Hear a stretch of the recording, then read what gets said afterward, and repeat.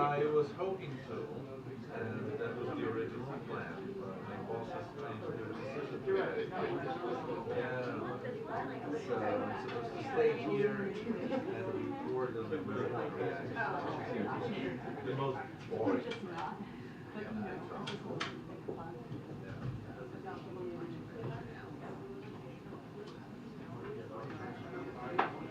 No, he's the anniversary is on the 24th. He's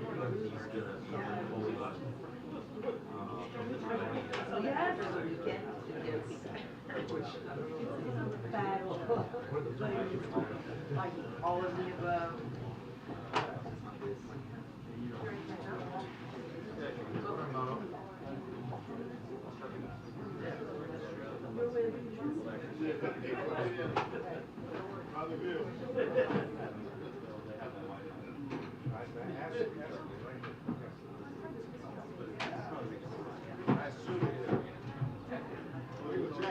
Yeah. How are you? Hey, good. How you doing? Good to see you.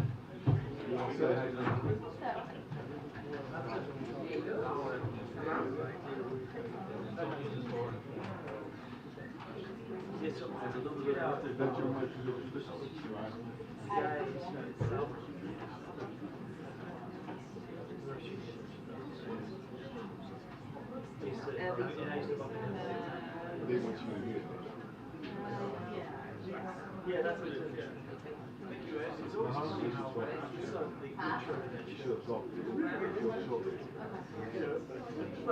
It's like over the top. Oh, yeah. That's true.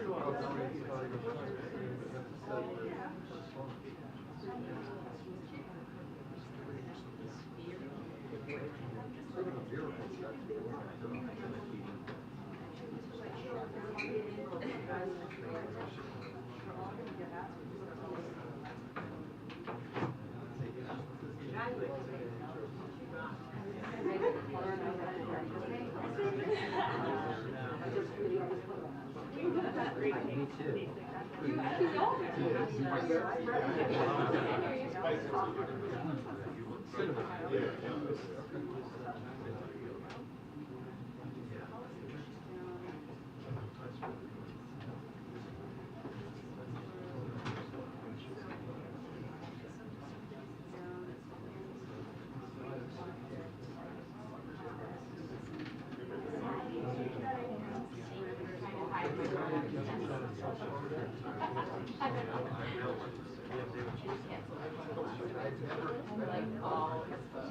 Sorry.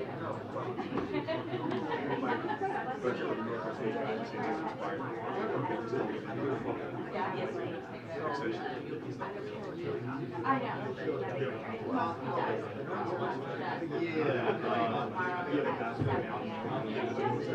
Which one is it?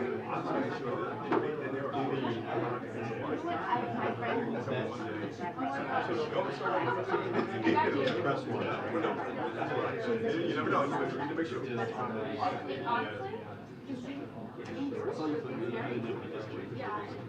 I guess it's also.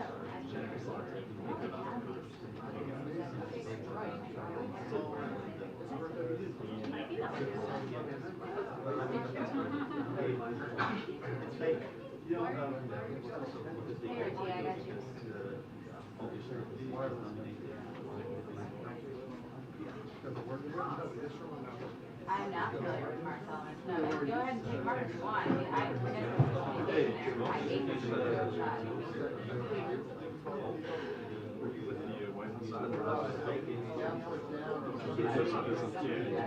Okay. Did Mark have Kirby? Yes, and a few times.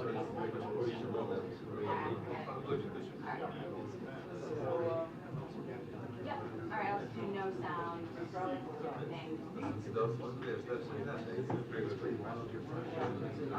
With breaking waves, like it's the best.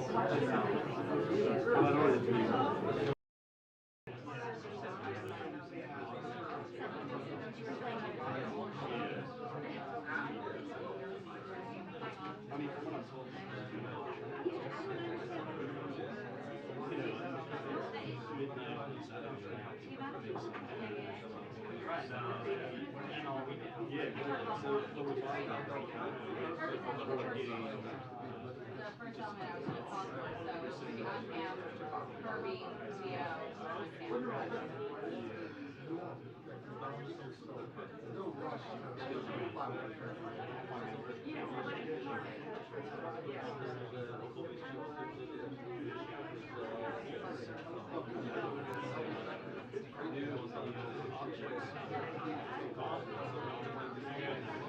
Be nice to know what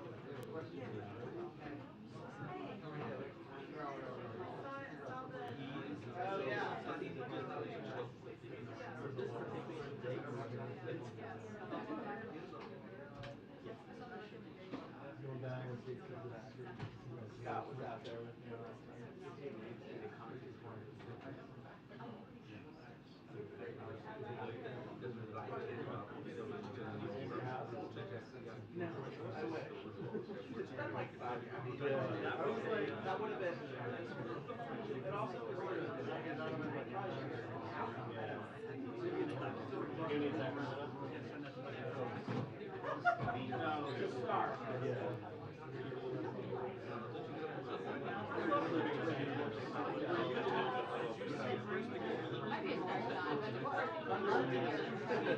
The president did not have any event on his public schedule today, meaning that I won't even be able to have questions at him as he's passing as we're going about the activities of the day. There will be a press briefing very shortly. As well. So the U.S. comes down now for 3 objects discussed in Hawaii, all in the air.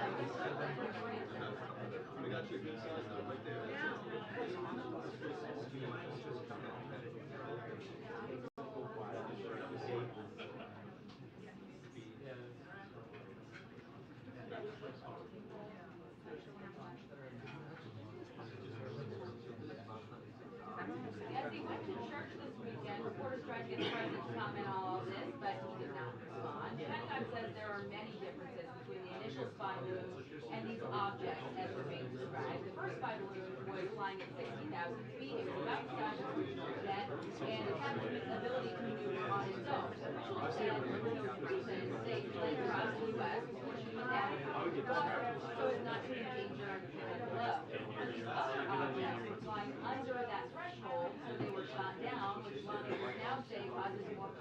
question, like, if something's flying over 60,000 feet, it can pass, it automatically shoot it out of the sky. If it is below 60,000 feet, what's the threshold of environmental decisions, which we are. Officials have said that there is no implication right now that these objects, three of them, designated as surveillance, they have not experienced all of it. Also, when asked if we rule out aliens or extraterrestrials, and it said that they didn't rule anything out. So I'm sure there's a reason for all of that, but I want to make sure that people understand why they are able to say no surveillance, they're not able to just rule out aliens, you know, on the front end. So we're looking forward to all of the answers that we will get today.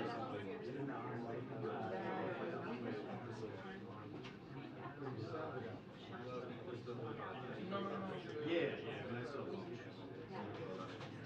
Yeah, it was, I mean, I really knew like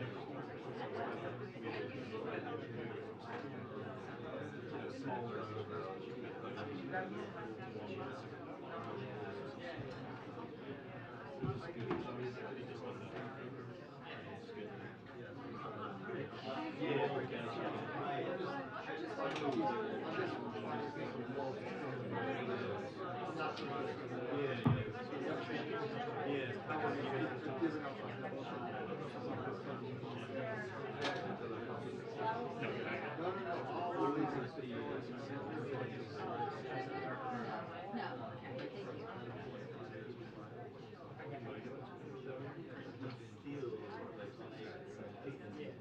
Or you wanted to like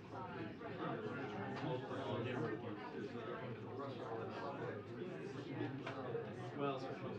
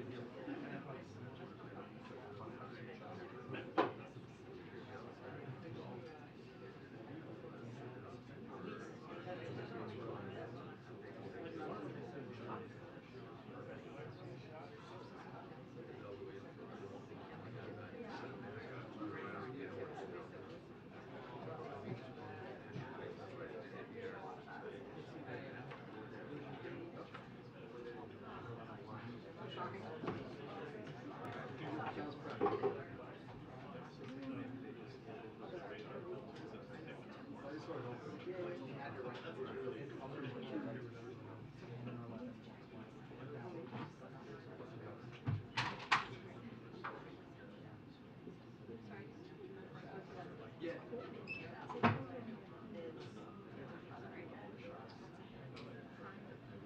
Omar, they've already watched it like 10 times. They're so funny. It's so cool. She said thank you.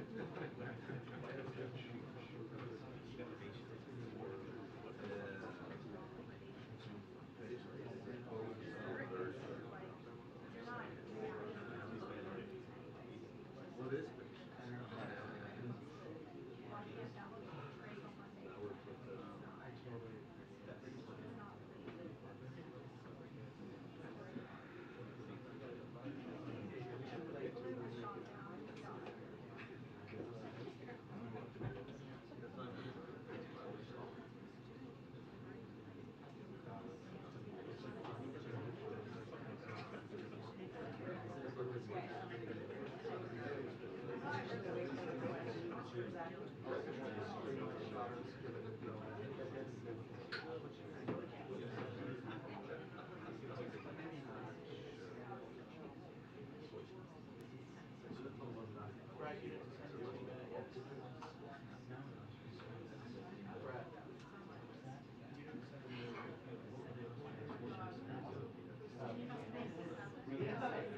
on you. I have Dan in my system. The briefing will start at 1:18.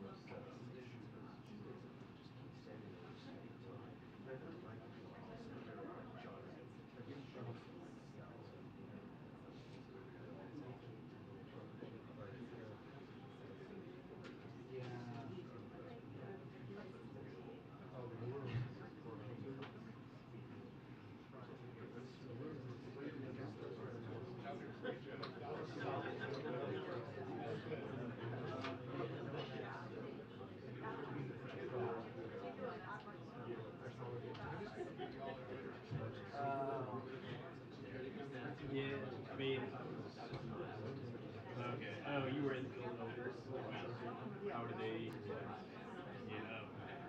Are you from there? Yeah. Well, it's good for one day. People like people.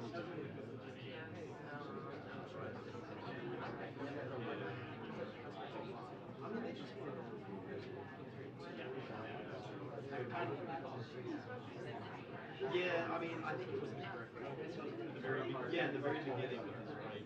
The guy, it almost doesn't capture, but I would have preferred them not to go simply to see it first at the beginning to go.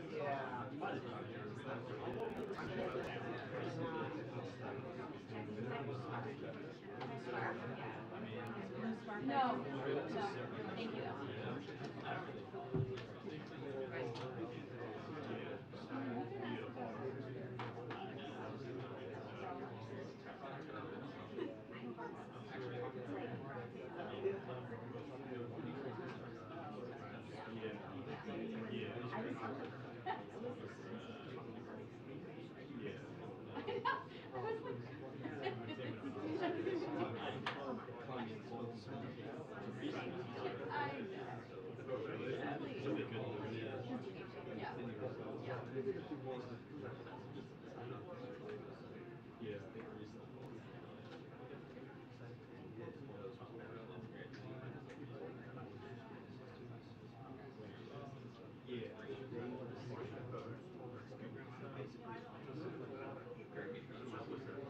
Really good.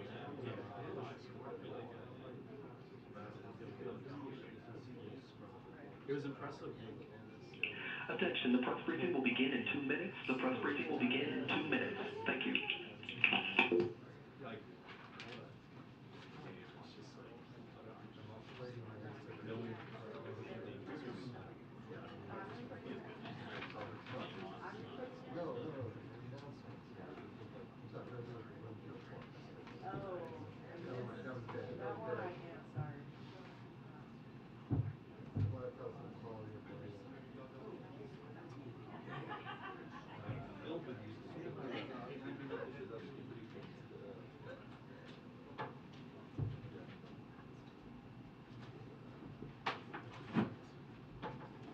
Oh, she got back there.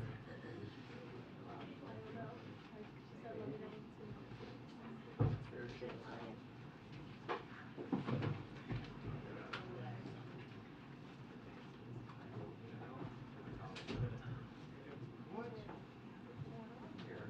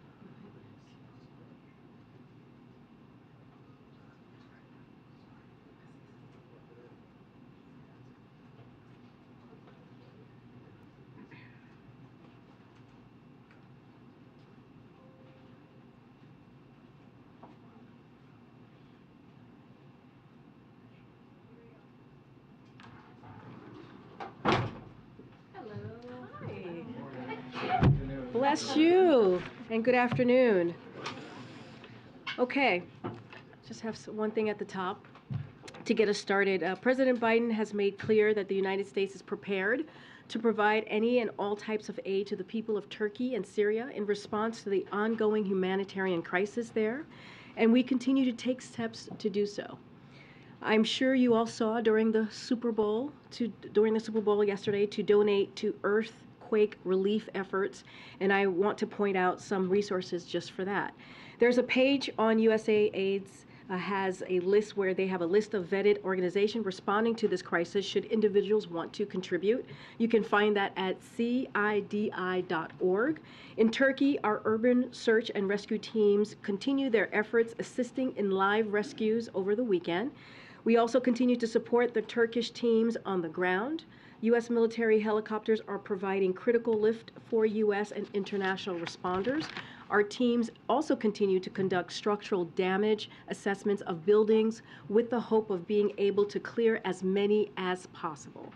To date, they have assessed more than 5,500 buildings, allowing thousands of people who are currently displaced to be able to return home. In Syria, cross-border aid shipments have increased. Yesterday, a fourth UN convoy of 10 trucks from a U.S.-supported humanitarian partner successfully crossed into Syria from Turkey. That brings the total to 52 UN trucks, but more needs to be done. It's critical for the Security Council to authorize 2 additional crossings to help deliver life-saving assistance. We cannot delay any longer. Again, I want to emphasize that any U.S. or international sanctions include exemptions for humanitarian, medical, food, and other aid.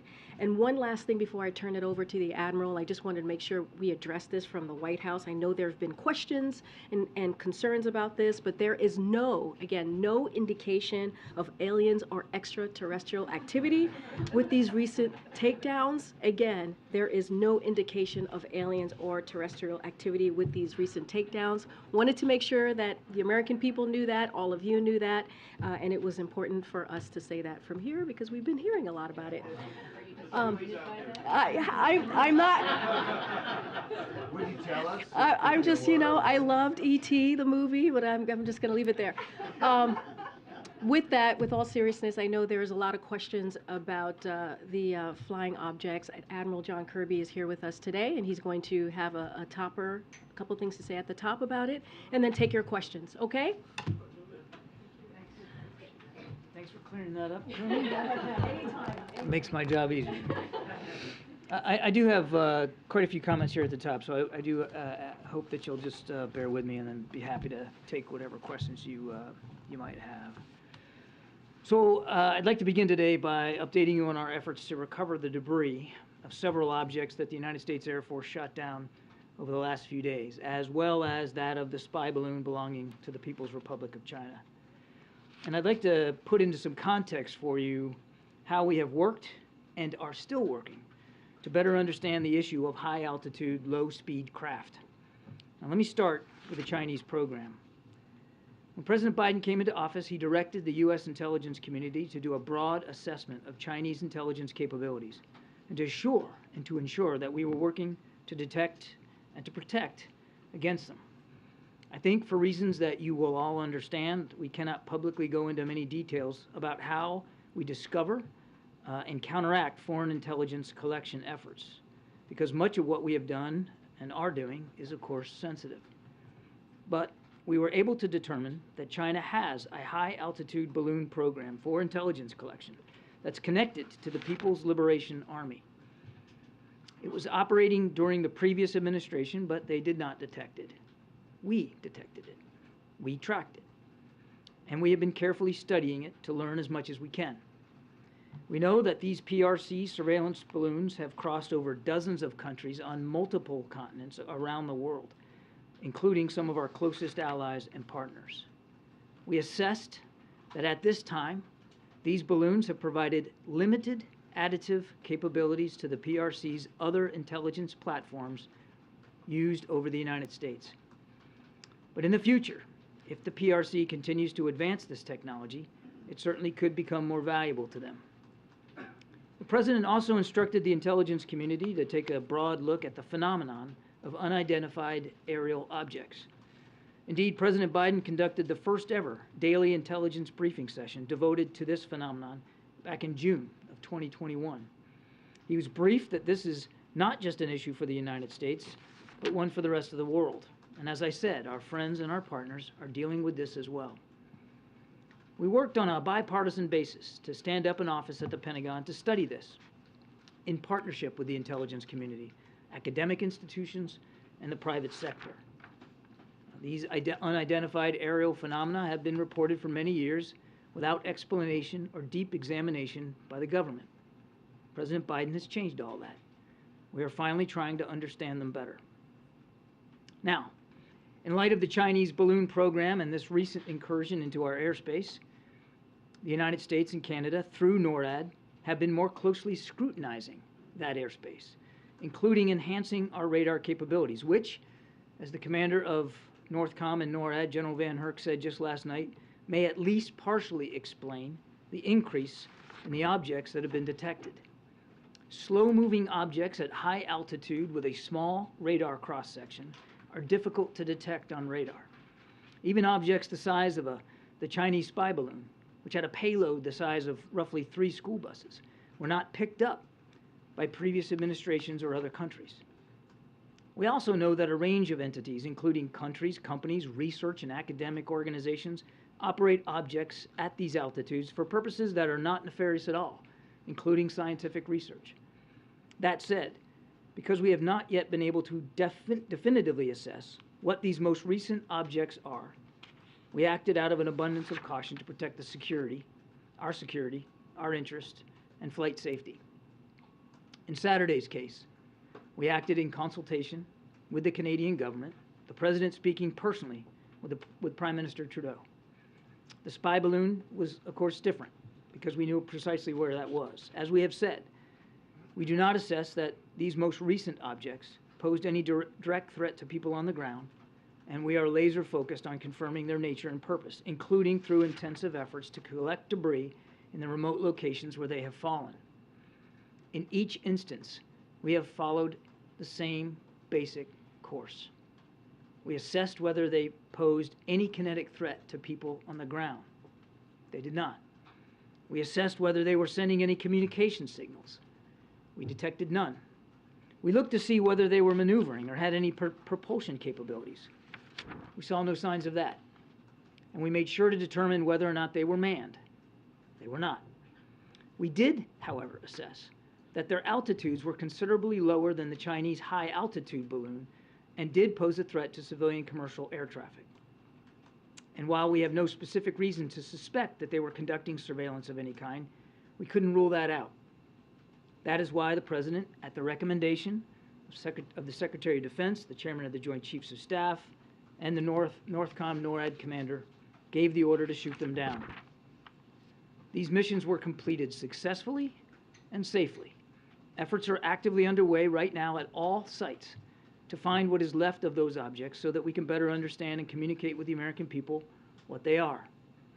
I think it's important to remind the objects in Alaska and Canada are in pretty remote terrain, ice and wilderness, all of that making it difficult to find them in winter weather. The object over Lake Huron now lies in what is probably very deep water. So outside of recovery operations, what are we doing? Well, first, we are continuing to monitor. There are no active tracks today, but the professionals at NORAD will continue to do their important work. Secondly, we are consulting with allies and partners on the challenge of identified aerial phenomenon and how we can all work together to deal with that challenge. The President has directed the Secretary of State, Secretary of Defense, and the Director of National Intelligence to engage with their relevant counterparts to share information and to try to gain their perspectives as well. Again, this is an issue that affects everybody around the world. Third, we will continue to brief members of Congress and relevant state leadership on what we are doing and what we learn. The President has made this a very top priority. We have, over the course of just the last few days, and certainly over the course of last week, reached out to inform and brief members of Congress and relevant state governors of the operations that we were conducting and of the recovery operations that are underway. We've also kept Congress briefed generally on this issue of Chinese surveillance balloons, including classified briefings last August. And last week, administration officials provided classified briefings for all senators and all members of the House of Representatives on the PRC surveillance balloon. We fully expect and anticipate and support the ability to continue these briefings in the days ahead. And fourth, the President, through his National Security Advisor, has today directed an interagency team to study the broader policy implications for detection, analysis, and disposition of unidentified aerial objects that pose either safety or security risks. Every element of the government will redouble their efforts to understand and mitigate these events. And I'm happy to take some questions. John, if the objects don't pose a military threat and they don't pose a threat to anybody on the ground, why shoot them down? Particularly because the military is routinely monitoring radar blips. I kind of covered that in the opening statement. Two real reasons here. First, there was a very real potential risk to civilian air traffic. The one shot down on yesterday was about 20,000 feet, and the two shot down Friday and Saturday were at about 40,000 feet. And as you know, transcontinental air traffic is roughly around 30,000 feet. It depends, of course, on weather. And so because we assessed that they weren't manned and weren't being controlled, therefore left to atmospheric conditions, the real risk to safety of flight was a problem. The second purpose, and I talked about this earlier too, was even though we had no indications that any of these three objects were surveilling, we couldn't rule that out. And so there, you want to err on the side of safety here in terms of protecting our national security interests, and the fact that these objects could have and likely did at some point in their path transit over potential military sites of ours or sensitive sites. So again, out of an abundance of caution for those two reasons, the President, with the recommendation of his military leaders, directed them to be taken down. Because it's so unprecedented, should the public be hearing from the President directly on this? We have been, I think, as transparent as we can be. I won't speak for the President's personal speaking schedule, but I mean, he has been deeply engaged in every one of these decisions. He's been kept informed, including as of this morning, on what's going on with recovery efforts, and he's very much staying on top of the issue and directing his team to make sure we are properly consulting and briefing not just members of Congress, but state leaders as well. And of course, we're also doing what we can in the public sphere. Can you lead the European countries? Wait a second, sir. Excuse me. Thank you, John. What is the President's standard going to be going forward about when he orders an unidentified object shot down?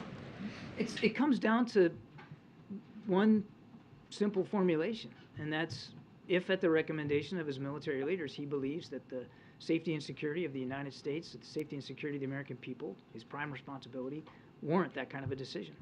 So it's possible we could see these shoot-downs on a regular basis like we saw over the weekend? I don't think it's useful for me to get ahead of where we are right now. The President will always side on preserving and protecting the safety and security of the American people. You said we're not flying any surveillance balloons over China. Are we flying any other kind of surveillance craft routinely over China? We are not flying surveillance balloons over China. I'm not aware of any other craft that we're flying over into Chinese airspace. And then finally, can you tell us anything more about this octagonal object? How big was it?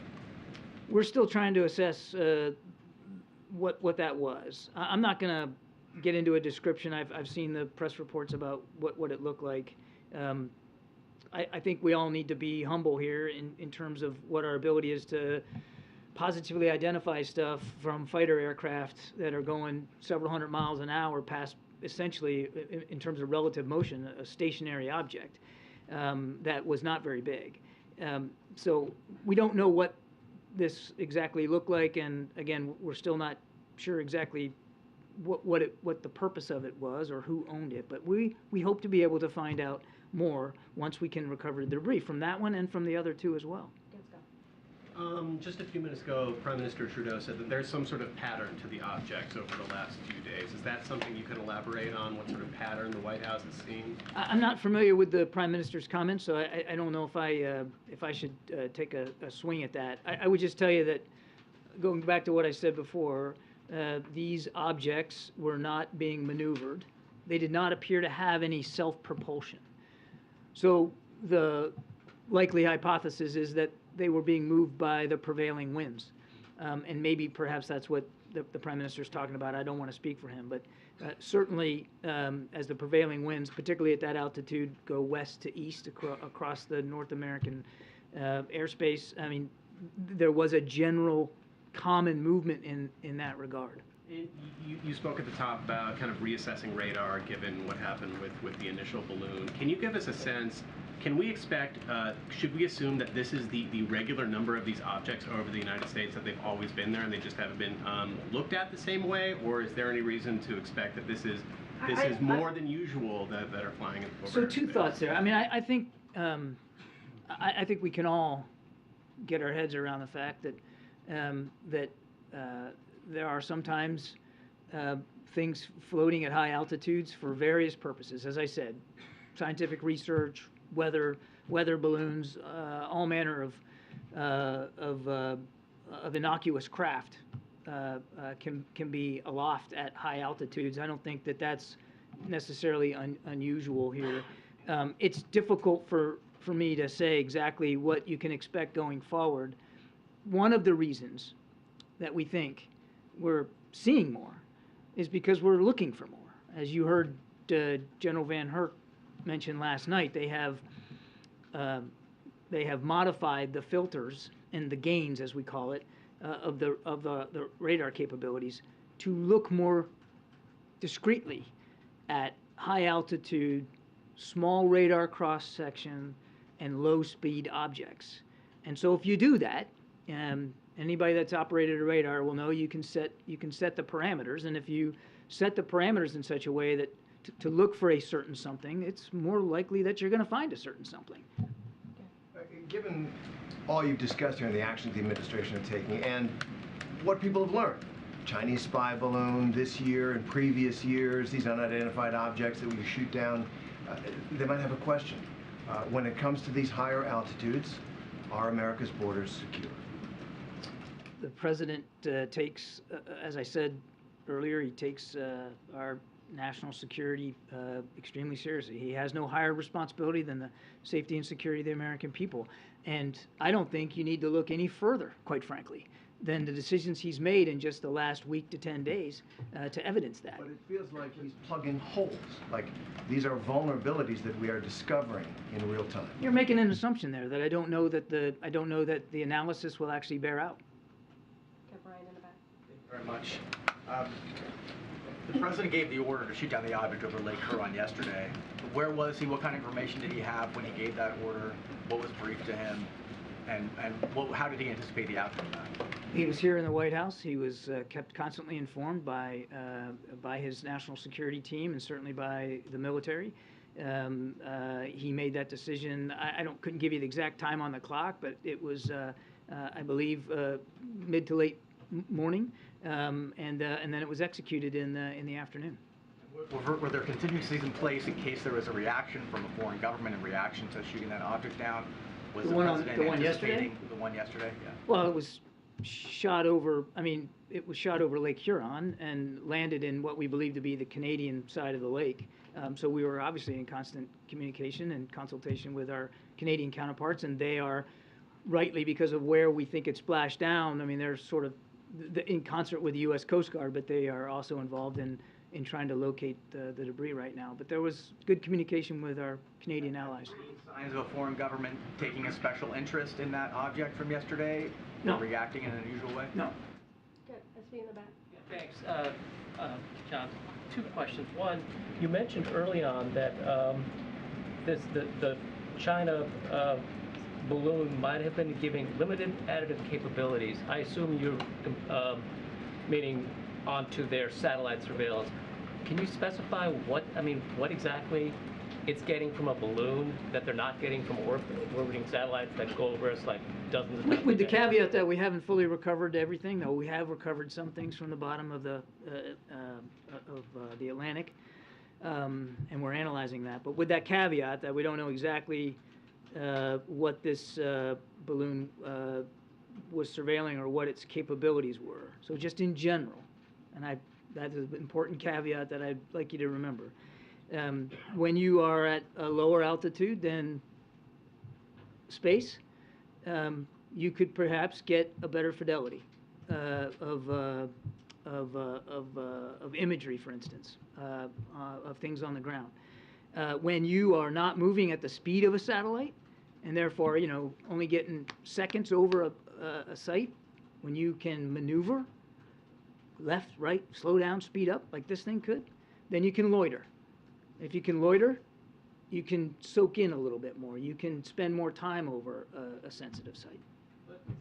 Some of their satellites are in geostationary orbit. I mean, they're just sitting there gathering signals intelligence, right? So what is the benefit? I mean, is it just to see what kind of fidelity? We're going to they're learn missing? more. I'd rather not go into any more detail than that right now. We're going to learn more. And frankly, I think that's a terrific question you should be asking Beijing. And one last one. You said that the other objects shot down were not able to transmit, or were not transmitting signals, that they did not have any propulsion. Did the China balloon, did that have any, was it emitting signals back? I'm not going to go into more detail about the capabilities of that. We are going to be studying it and analyzing it.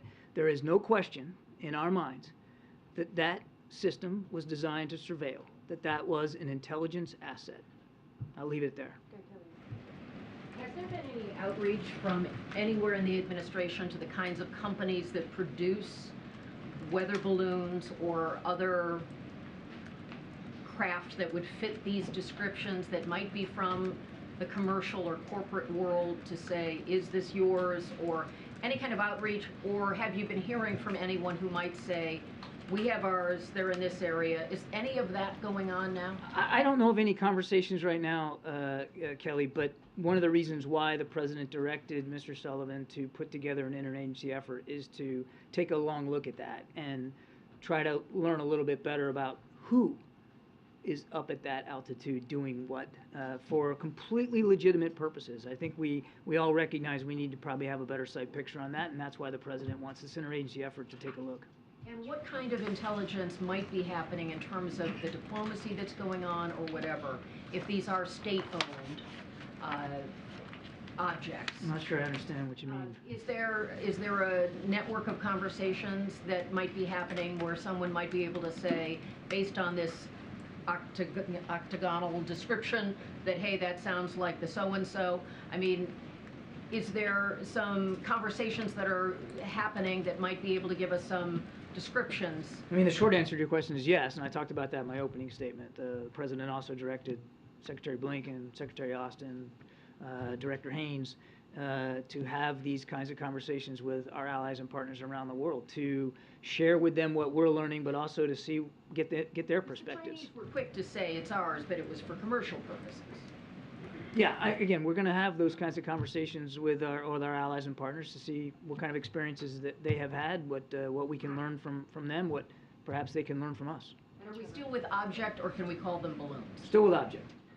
And just to follow up on Kelly's question, And I won't mess that up today. on the corporate angle, is there any expectation that this is going to affect the executive order on surveilling the U.S. companies and what they're doing in China and their I know of no operations such there? change to that executive order. Okay, and then is there, and just, you said a moment ago that there's no knowledge of a U.S. balloon or other craft over Chinese territory, just being cognizant of the fact that China has a different definition of what their territory is than the United States.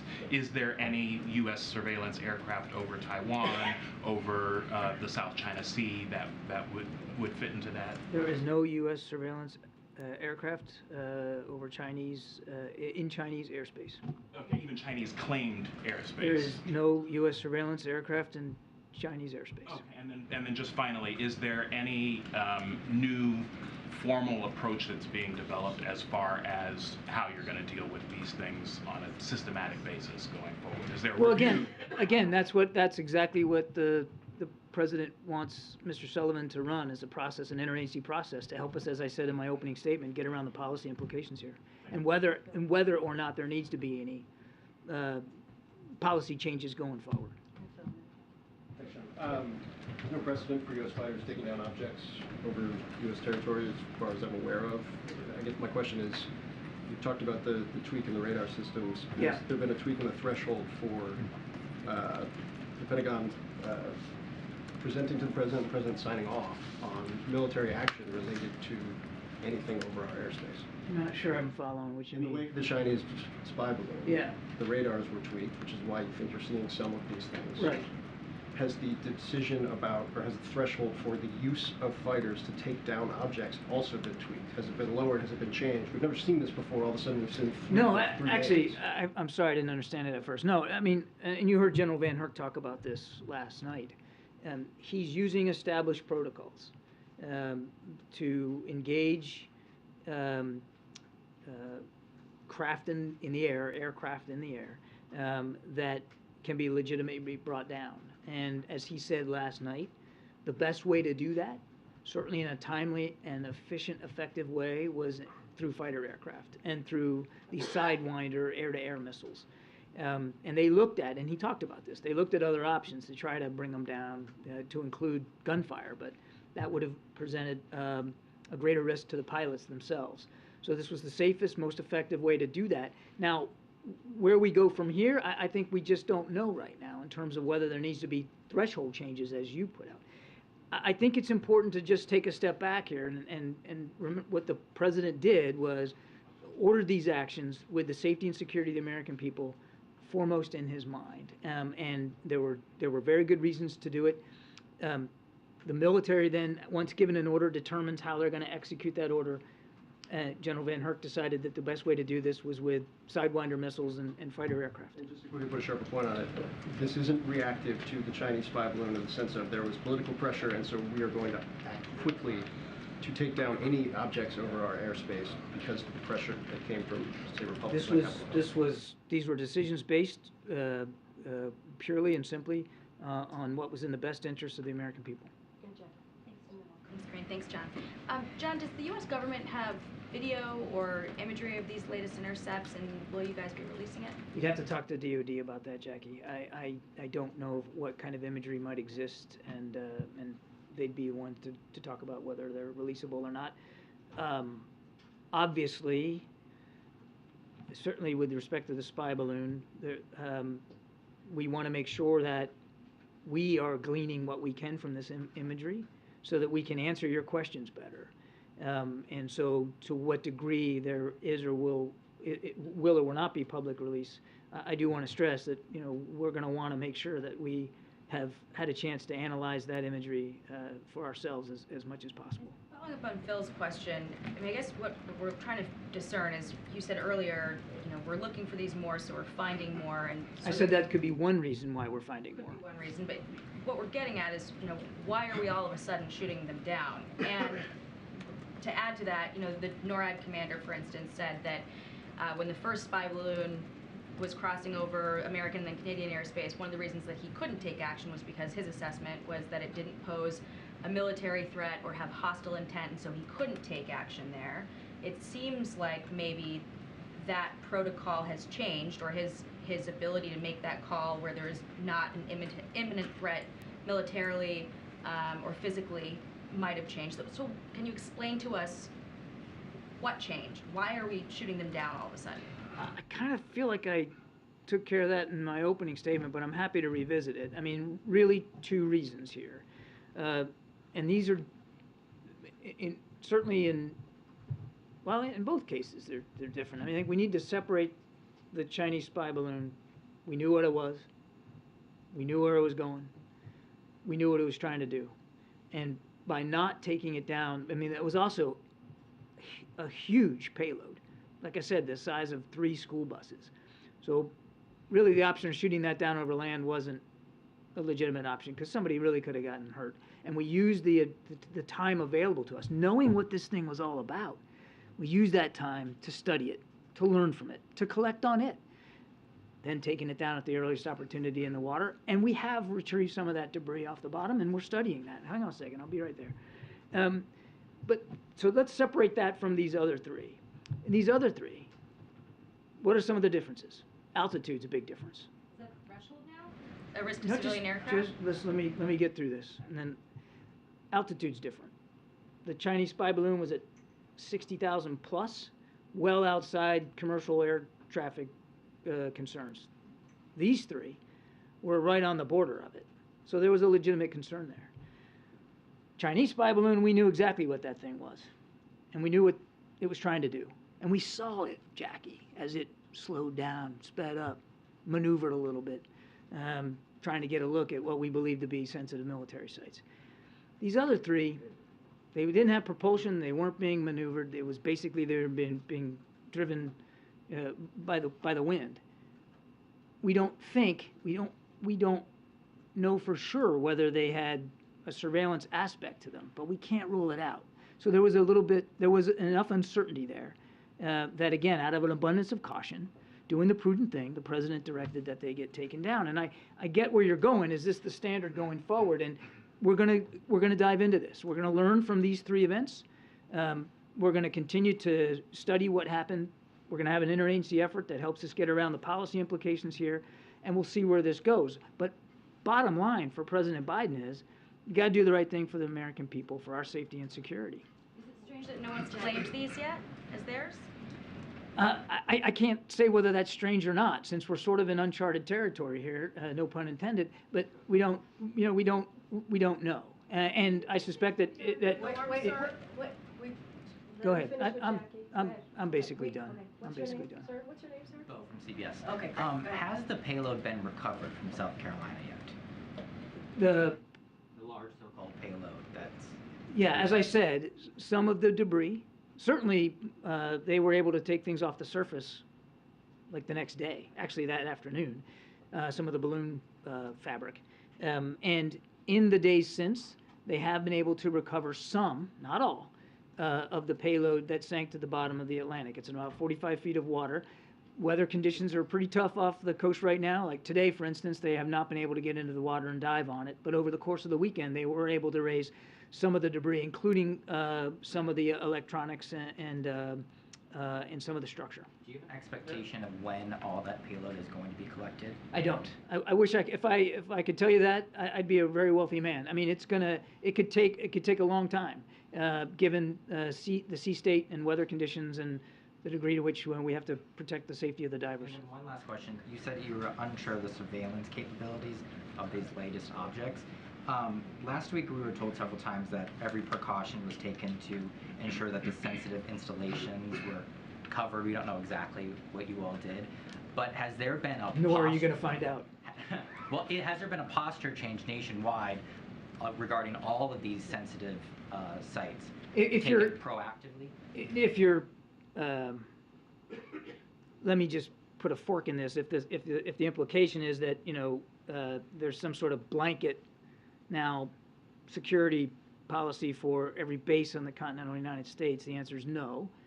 We do have protocols, particularly when we know that surveillance is going to occur, like in the Open Skies Treaty with Russia, for instance, when all that's scheduled and laid out, and when you know that there's going to be an open skies flight by Russia, you take the appropriate actions. And that's what we did in the case of the Chinese spy balloon, and we'll always do that. I will never talk about what precautions we're going to make at any given base at any given time, but we always do what we need to do to protect our nation's secrets. I won't talk about it any more than that. Okay, we have to move on. Way in the back. Thank Way in the you. back. Thank you very much. No. Iraq's? Right there. Okay. Admiral, you started the briefing by talking about the president's involvement in this, the report from ODNI recently that goes over this. In that ODNI report about unidentified aerial phenomena, it says there were 247 unidentified aerial phenomenon reports since March of 2021, some of which have, quote, demonstrated unusual flight characteristics or performance capabilities. So can you say why the president just recently, within the last couple of weeks, started ordering some of these objects to be shot down, and why there weren't any orders throughout 2021 or throughout 2022? It's very simple. It comes down to what sort of safety and security threats and risks we're talking about, and also it comes down to a lot to our ability to track, detect, and engage.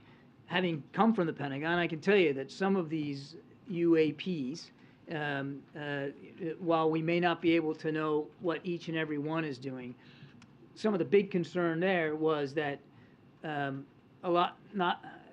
many of those reports were happening around our training ranges, were happening around air training ranges. So combat pilots were seeing these things, and there was a potential impact to the safety of flight of our pilots.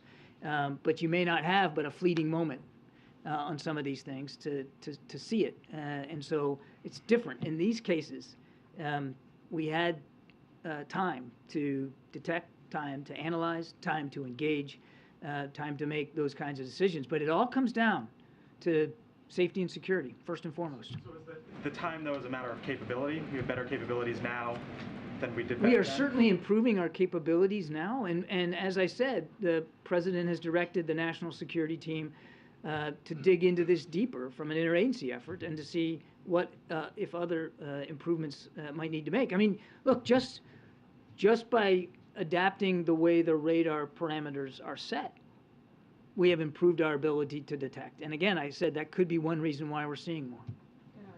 Thank you so much. So you said that the debris fell on frozen waters or in remote areas, and these are also not huge objects, and they were shot down by missiles. So how optimistic are you that you will be able to collect enough debris to really get an idea of what these objects were?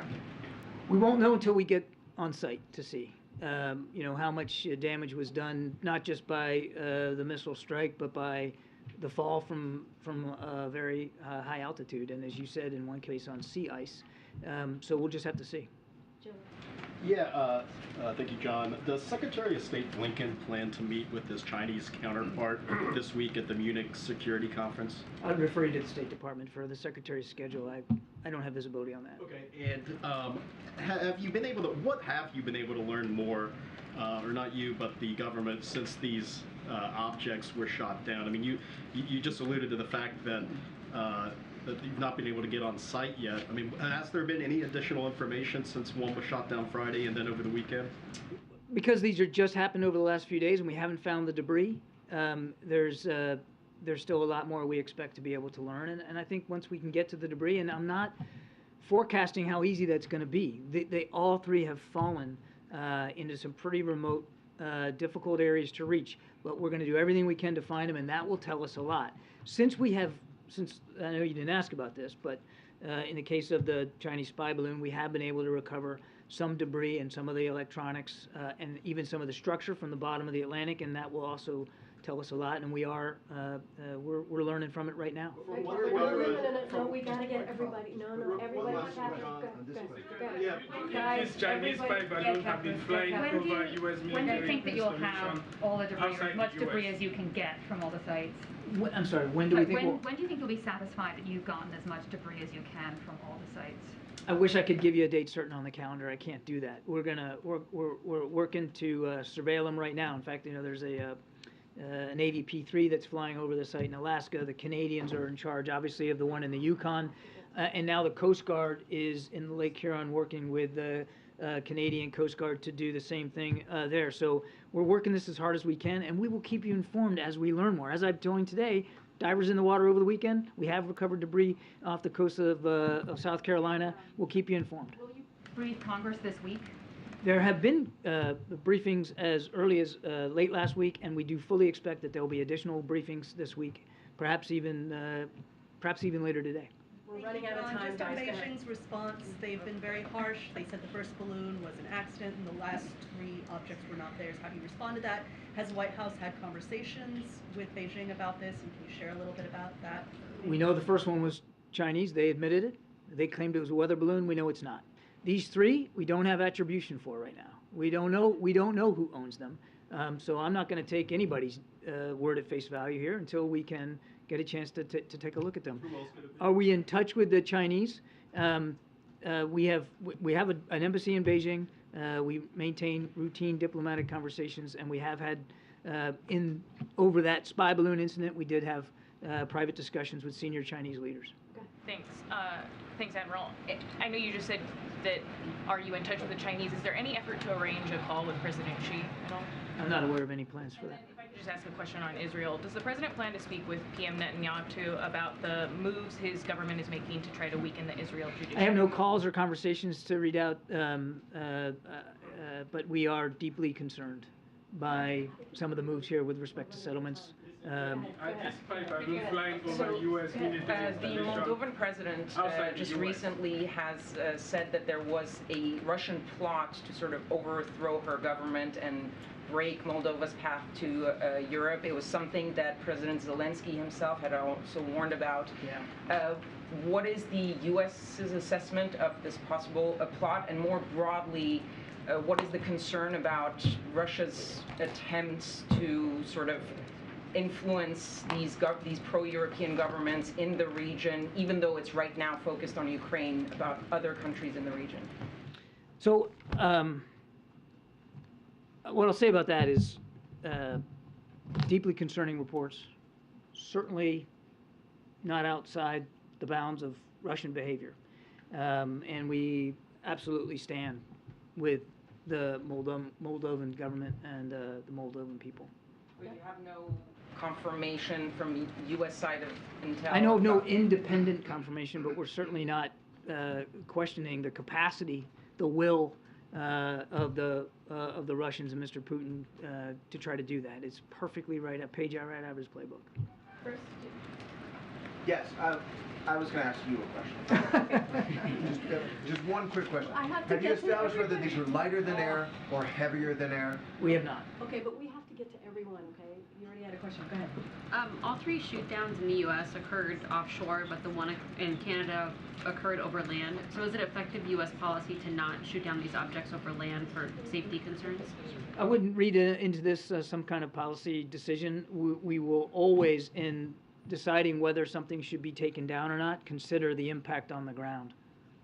When the Chinese balloon came down, the Chinese Foreign Ministry indicated that they would respond in a way that they were prepared to. If it turns out that the other objects are also Chinese in origin, is there a menu of options prepared to the president for how we would react? Terrific hypothetical. We're just not there yet. Yeah, so more like it's a relationship issue. You have the Chinese spy airship that went through. You've got China buying more oil from Russia. You've got China, opening up cases in the U.S. trying to steal U.S. technology from universities. President Xi is going to be meeting with the Iranian president. At what point do you review a big review of the U.S. relationship with China? And at what point does the president ask for a call from President Xi? Again, I don't have a call to talk about today. Let me just, again, level set here, and I know I'm running close on time, but sorry. No, it's not your fault. But the president met with President Xi at Bali at the G20. The whole purpose of that discussion was to move this relationship forward in a better way. Most consequential bilateral relationship in the world, the president knows that. And he wanted to move that relationship forward in a better way. And Secretary Blinken was dang near wheels up, trying to head to Beijing to have those kinds of conversations, to get some of these communication vehicles and venues back on track, whether it's climate change or military to military. We were willing to do that. We were looking forward to doing that. And then the Chinese decided to fly a surveillance balloon over the continental United States, and it wouldn't be inappropriate to have that meeting. When are those discussions going to get back on the calendar? I couldn't tell you. As Secretary Blinken has said, it'll happen at the appropriate time. Now is not that time. It doesn't mean, and people shouldn't take away from this, that all communication has been severed between the United States and China, that Beijing and Washington aren't talking. We still have an embassy there. We still have an ability through Secretary Blinken's good offices to communicate with senior Chinese leaders. Unfortunately, the Chinese military is not interested in talking to Secretary of Defense Austin, but there are still ways to communicate. And the president would tell you that now's exactly the time to at least preserve some of those lines of communication so that we can avoid miscalculation. Set back the relationship. What's that? Has this list of things set back the It relationship? has certainly not helped us move forward in the way that we wanted to move. All right, last question in the back, and that's gonna be the last question for the briefing. No, sir, no, sir. No, right here. James, Go ahead. okay. Me? Oh, thank you. Last Friday, you answered my question about President Biden's message during his trip to Poland. But I'm wondering why he specifically chosen Poland for this trip, since so many countries are helping Ukraine, and he visited Poland 11 months ago. The president's really looking forward to this trip. Certainly not lost, I'm sure, on any of you that it's timed around what sadly is going to be a year of war in Ukraine.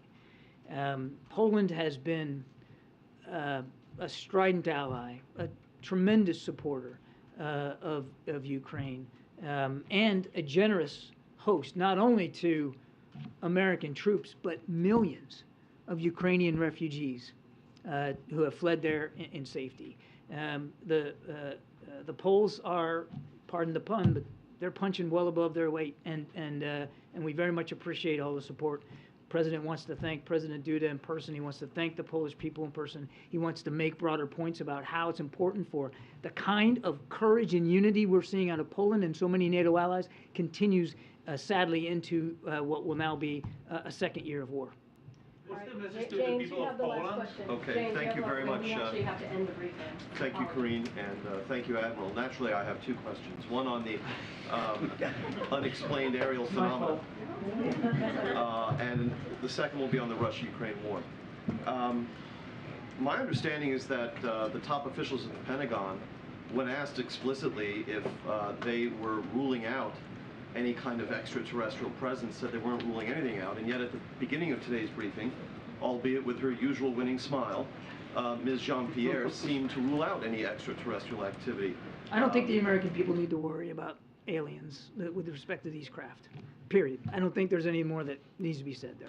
On the Russia-Ukraine war, as we approach the anniversary, in the days immediately after the commencement of the conflict, we heard from senior U.S. officials such as the CIA director in congressional testimony that President Putin had been observed by U.S. officials to have constricted his decision-making circle during the pandemic, that he was making erratic decisions, and these were seen to have played out in what happened on the battlefield.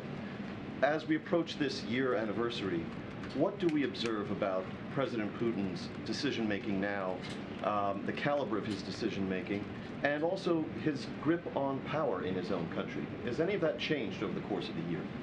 I can't speak to the way Mr. Putin gets advised and how he, who's advising him and what they're saying. I couldn't begin to get inside Kremlin decision-making processes. Clearly, Mr. Putin is not making good decisions. Shouldn't have invaded in the first place. This is a country that posed no threat to anybody, let alone Russia. Clearly, he hasn't made sound decisions, nor has his military, with respect to their performance on the battlefield. They're still suffering some of the same problems they were a year ago. Logistics, sustainment, integration of joint fires, manpower personnel, unit cohesion. I could go on and on. The Russian military is still struggling. They have not surmounted these problems. And it's borne out by the fact that, he continues to change generals the way I change socks. So, I mean, he's still struggling. Sorry, guys, we have to end the briefing. I got to go into the Oval, but I will see you tomorrow. And thank you for the compliment on the smile. I appreciate that. But I'll be back tomorrow. Thanks, everybody. Have a great Wednesday.